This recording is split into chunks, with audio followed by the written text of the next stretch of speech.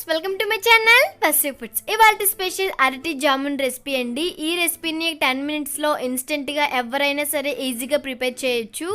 అంతేకాకుండా హెల్త్కి చాలా మంచిది కదా. సో ఈసారి ఇలా ట్రై చేసి చూడండి, తప్పకుండా నచ్చుతుంది.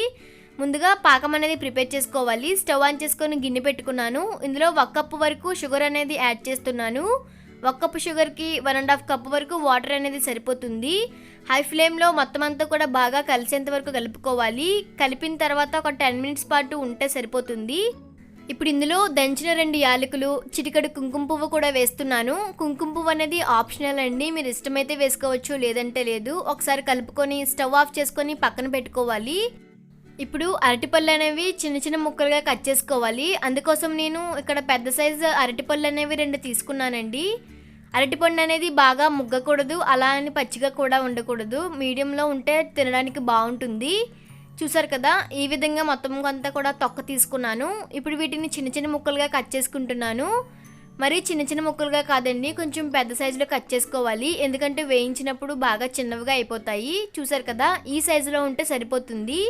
ఇప్పుడు వీటిని వేయించుకోవాలి. సో అందుకోసం స్టవ్ ఆన్ చేసుకొని ప్యాన్ పెట్టుకున్నాను. ఇందులో 2 టేబుల్ స్పూన్ వరకు నెయ్యి అనేది హీట్ చేస్తున్నాను.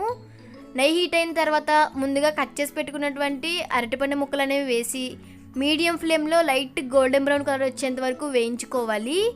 హై ఫ్లేమ్లో పెడితే అరటిపండు అనేది మాడిపోతుందండి, అలాగే ప్యాన్కి కూడా అంటుకునే అవకాశం ఉంది. సో మీడియం ఫ్లేమ్లో ఉంచే ఈ ప్రాసెస్ అంతా కూడా చేయాలి. ముక్కలు వేసిన వెంటనే తిప్పకూడదండి, ఎందుకంటే అరటిపండుకి కొంచెం జిగురులా ఉంటుంది కదా, అది మొత్తం అంతా కూడా పేస్ట్ అయిపోయే అవకాశం ఉన్నది. చూసారు కదా, ఒక 10 to 15 మినిట్స్ తర్వాత మొత్తం అంతా కూడా ఇలా గోల్డెన్ బ్రౌన్ కలర్కి వచ్చేసాయి. ఇప్పుడు స్టవ్ ఆఫ్ చేసుకొని ముందుగా పాకం పట్టుకున్నటువంటి దానిలో వేస్తున్నాను. పాకం అనేది కొంచెం గోరువెచ్చగా ఉన్నప్పుడు వేసుకోవాలండి. ఇప్పుడు మూత పెట్టుకుని ఒక 5 మినిట్స్ పాటు నానిస్తే సరిపోతుంది, ఎక్కువగా అవసరం లేదు. నచ్చిందా? అయితే మీరు కూడా తప్పకుండా ట్రై చేసి చూడండి. ఈ వీడియో కనుక మీకు నచ్చినట్లయితే లైక్ చేయండి, షేర్ చేయండి. ప్లీజ్ నా ఛానల్ని సబ్స్క్రైబ్ చేయడం మర్చిపోవద్దు.